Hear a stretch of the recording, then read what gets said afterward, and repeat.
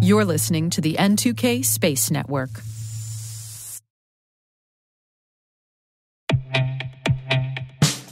And now a word from our sponsor, SpyCloud. Identity is the new battleground, and attackers are exploiting stolen identities to infiltrate your organization.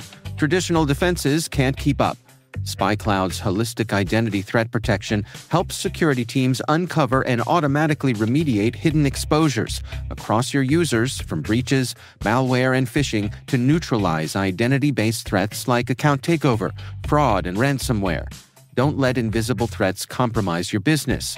Get your free corporate darknet exposure report at spycloud.com/cyberwire and see what attackers already know.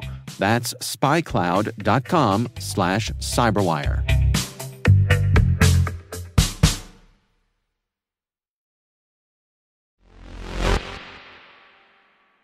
Today is June 30th, 2025.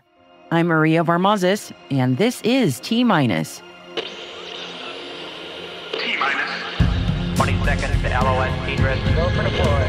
Roger, roll.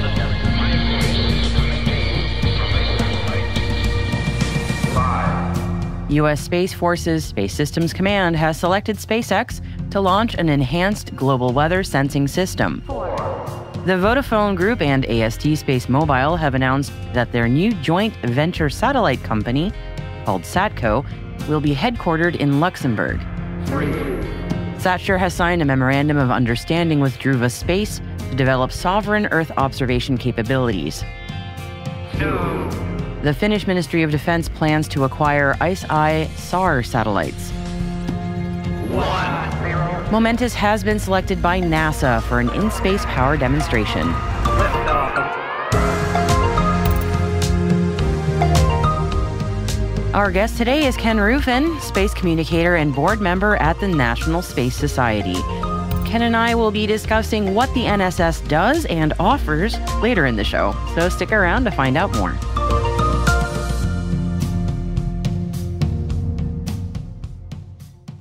Happy Monday, everybody. Let's dive into today's Intel briefing, shall we?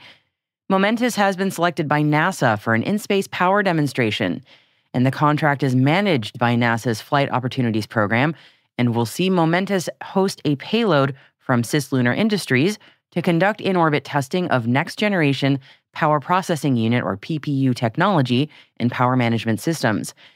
The agreement will support the demonstration of a power processing unit for Hall thrusters based on Cislunar Industries' modular configurable electric power converter technologies, which are designed to advance high-delta-V dynamic maneuver and in-space assembly operations. The mission will validate the technology's performance with real-time data transmissions to Momentus mission operations, enabling updates to PPU operating conditions in support of NASA's ICEYE objectives. Now, the PPU payload will be among several payloads that Momentus will carry aboard its Vigoride-7 orbital service vehicle that's scheduled for launch no earlier than February 2026 on a SpaceX transporter mission to low Earth orbit. And Momentus is on a roll today, as they've also signed a $1.86 million direct-to-Phase 2 Small Business Innovation Research, or SBIR, contract with SpaceWorks. The award supports the in-space flight demonstration of a novel, low-cost, multispectral sensor suite for rendezvous and proximity operations. Through this contract, Momentus will demonstrate an internally developed RPO system that's equipped with optical, infrared, and LiDAR sensors. The technology integrates machine vision algorithms and advanced data fusion used to guide the safe and autonomous approach of a spacecraft to an uncharacterized object in low Earth orbit. And the mission is scheduled for early 2026.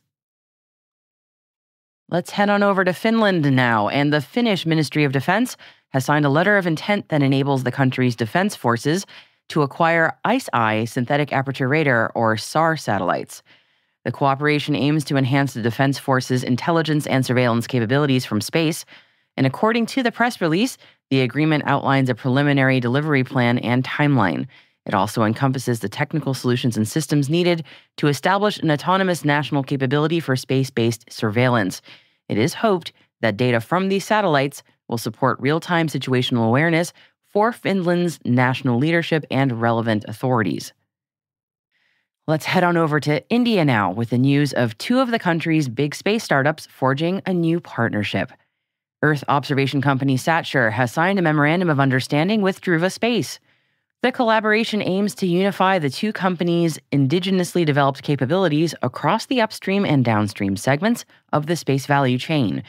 And they say that the offering will be a one-stop shop to support the world's growing space-based observation needs by combining SatSure subsidiary Collide.eo's next-generation analytical solutions with Dhruva Space's expertise in small satellite platforms, critical subsystems, and system integration. No details were provided on when SatSure and Dhruva expect to collaborate on their first mission. The Vodafone Group and AST Space Mobile have announced that their new joint venture satellite company called SatCo will be headquartered in Luxembourg.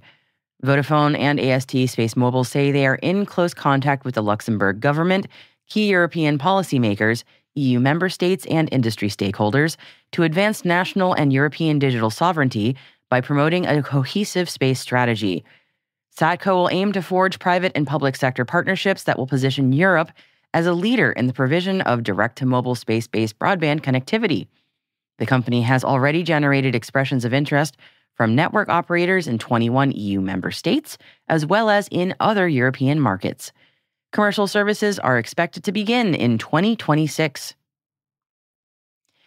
The United States Space Force's Space Systems Command has selected SpaceX to launch an enhanced global weather sensing system.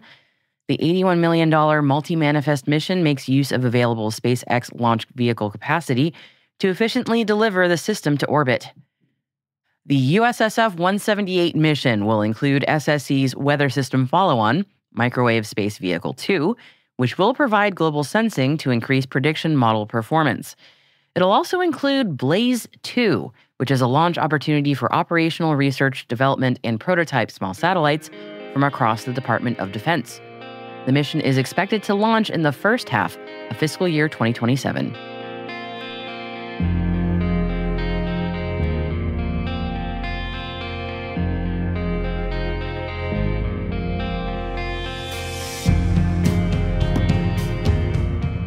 That concludes today's intelligence briefing. N2K's senior producer Alice Carruth joins us now with more on the stories that didn't make today's top 5. Welcome back from vacation, Alice. What do you have for us today? Thanks, Maria. We've added 3 additional links to the selected reading section of our show notes today. They cover MDA Space's new lab, NASA's SLS booster testing troubles, and Blue Origin's latest tourism spaceflight. Thank you for that. And any space stories from your travels? Always. I took my kids to Starbase and JSC last week. We got to see both Starship and Saturn V within a few days of each other. My little space nerd heart was bursting. I added pictures to my LinkedIn page, so you can go there and check them out if you want to see them. Nice. And speaking of LinkedIn, if you would like daily updates from us directly in your LinkedIn feed, be sure to follow the official N2K T- page over on LinkedIn. And of course, feel free to reach out to myself or Alice directly. And if you're more interested in the lighter side of what we do here, we are at T-Daily on Instagram. And that's where we post videos and pictures from events, excursions, and even some behind-the-scenes treats. Links are in the show notes. Hope you'll join us there.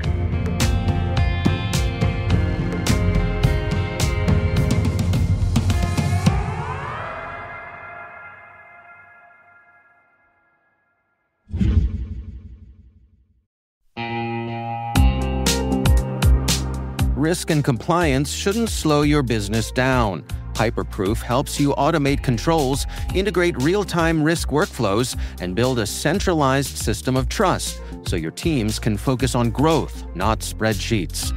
From faster audits to stronger stakeholder confidence, Hyperproof gives you the business advantage of smarter compliance.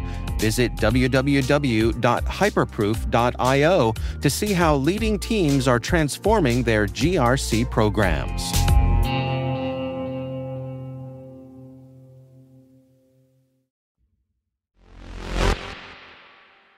Our guest today is Ken Ruffin, space communicator and board member at the National Space Society.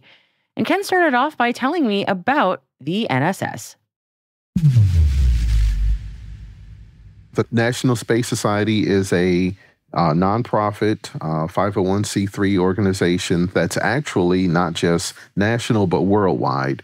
And it's for people in the general public as well as space experts who have an interest, who have maybe even a passion about not just space travel in general, not so much the history of space travel, but I'll paraphrase to say humanity's future in space.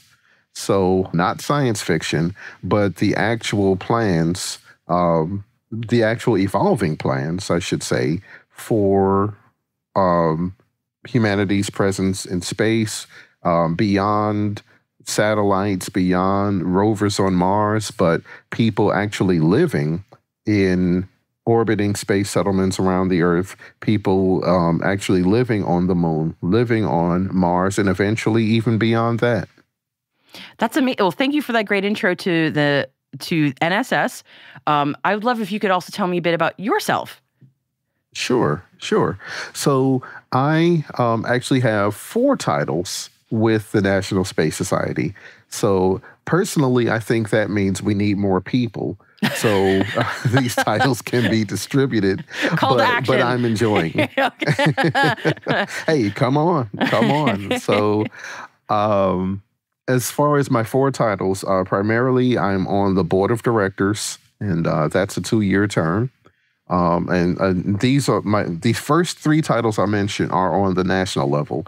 So board of directors, I'm on the board of strategic advisors, and I am a NSS, National Space Society, space ambassador, which means I've been, I guess, approved by National Space Society to give presentations to audiences, whether it's in person, virtual, or both, to inform audiences about National Space Society, about NASA missions, about missions from companies in the space industry, commercial spaceflight companies, and the present and future of spaceflight.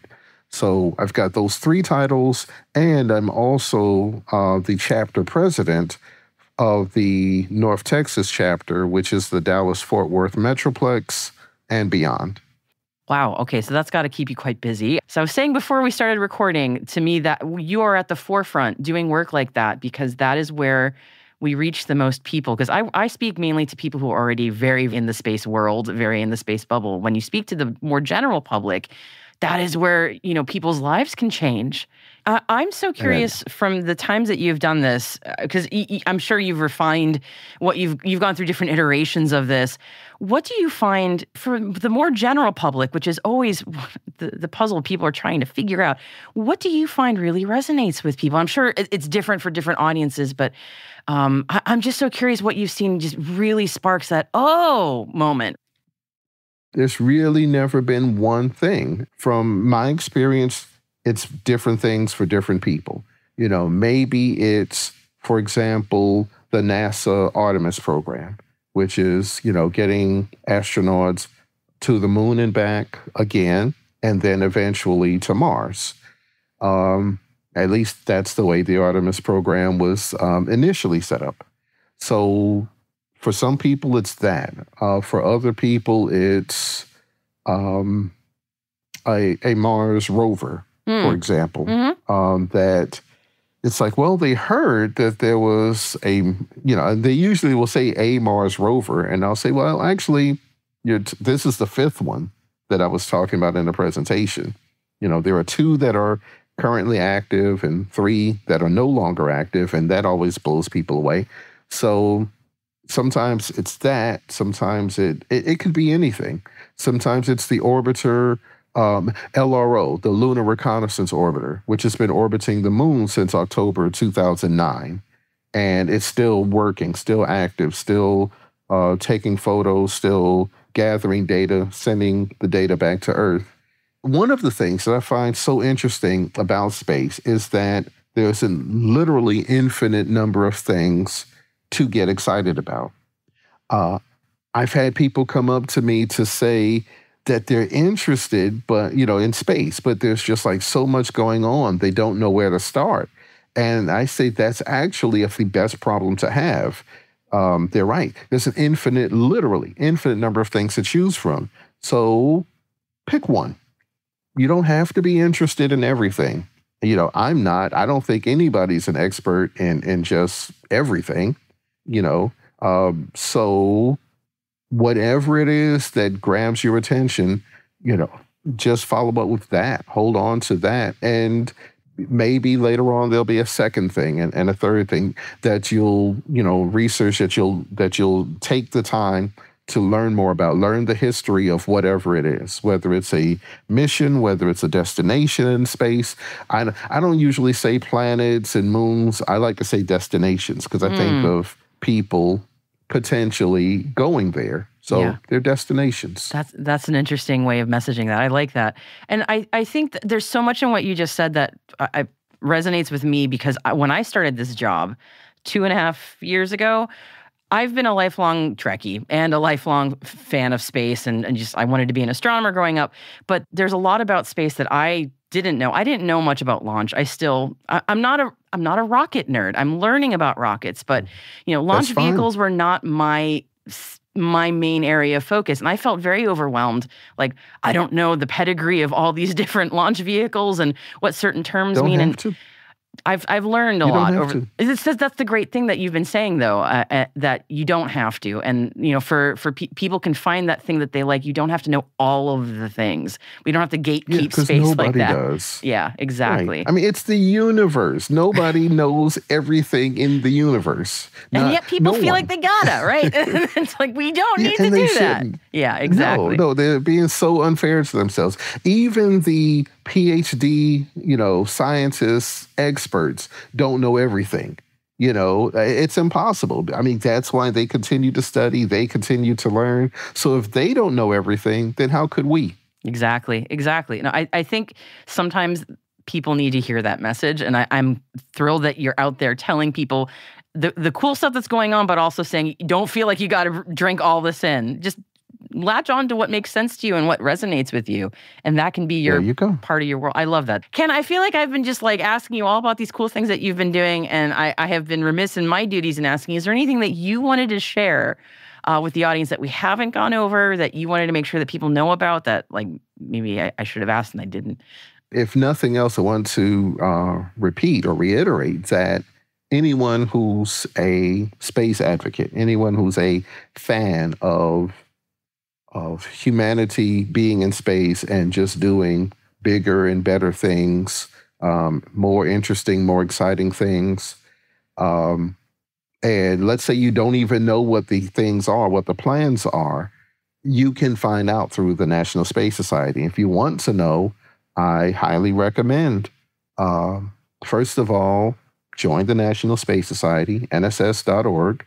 If there's one that's convenient to you, maybe go to their website and see what it is they're doing. You're certainly welcome to join your local chapter. But if for whatever reason there is no local chapter for you, or if you just are maybe more interested in another chapter, well, you are more than welcome to look for NSS of North Texas. That's the chapter that I'm the president of. And it's okay. The North Texas chapter has members not just in the North Texas area, but in some other states, and currently on one other continent. We have a member in Africa. So anyone worldwide is welcome to join. And among the benefits that you get, so you get the quarterly magazine. It's called Ad Astra. That's Latin for To the Stars.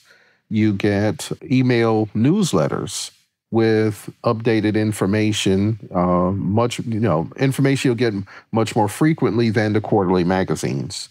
And discounted admission to the International Space Development Conference, ISDC, a chance to communicate with people who are also members of National Space Society.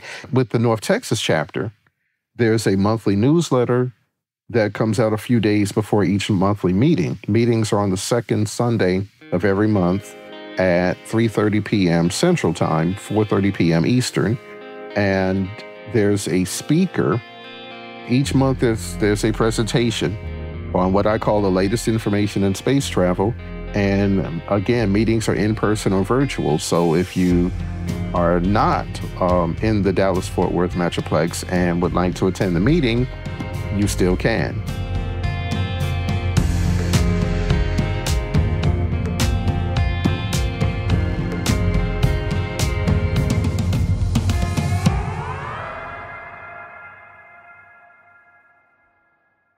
We'll be right back.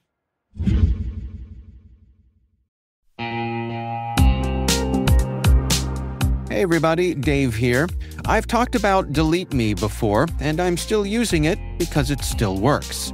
It's been a few months now, and I'm just as impressed today as I was when I signed up. Delete Me keeps finding and removing my personal information from data broker sites, and they keep me updated with detailed reports, so I know exactly what's been taken down. I'm genuinely relieved knowing my privacy isn't something I have to worry about every day. The Delete Me team handles everything. It's the set it and forget it peace of mind. And it's not just for individuals. Delete Me also offers solutions for businesses, helping companies protect their employees' personal information and reduce exposure to social engineering and phishing threats. And right now, our listeners get a special deal, 20% off your Delete Me plan. Just go to joindeleteme.com/N2K and use promo code N2K at checkout. That's joindeleteme.com/N2K, code N2K.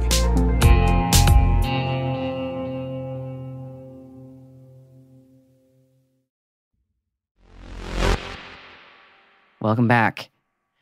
We wanted to give a shout out today to Space.com's Tom Brown for a detailed and gripping story on insurance for satellites.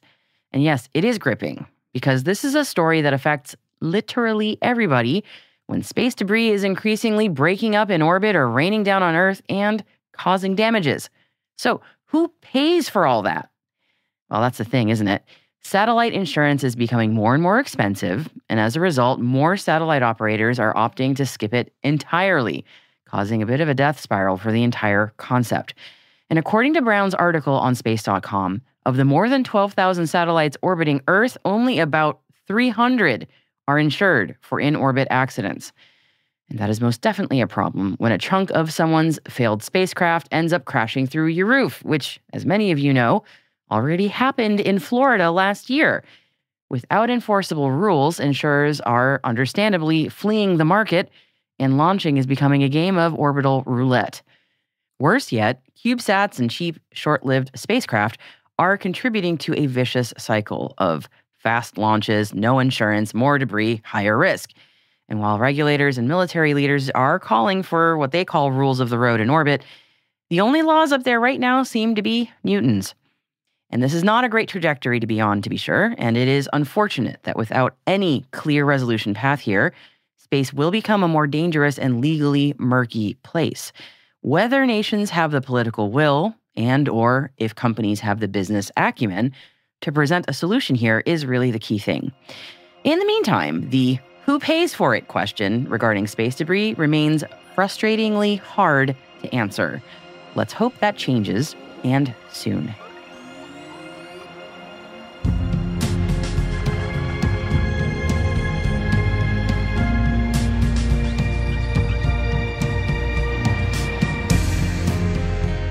And that's T-Minus, brought to you by N2K Cyberwire. We'd love to know what you think of our podcast. Your feedback ensures we deliver the insights that keep you a step ahead in the rapidly changing space industry. If you like the show, please share a rating and review in your podcast app.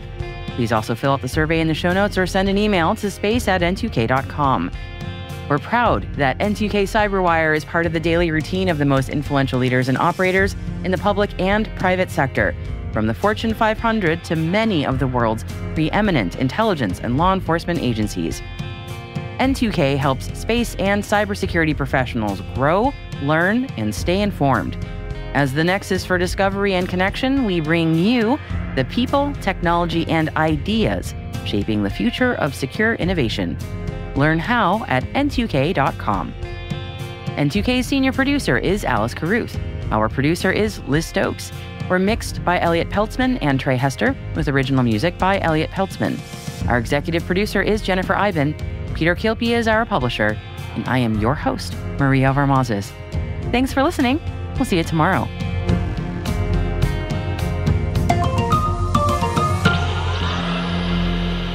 T-minus.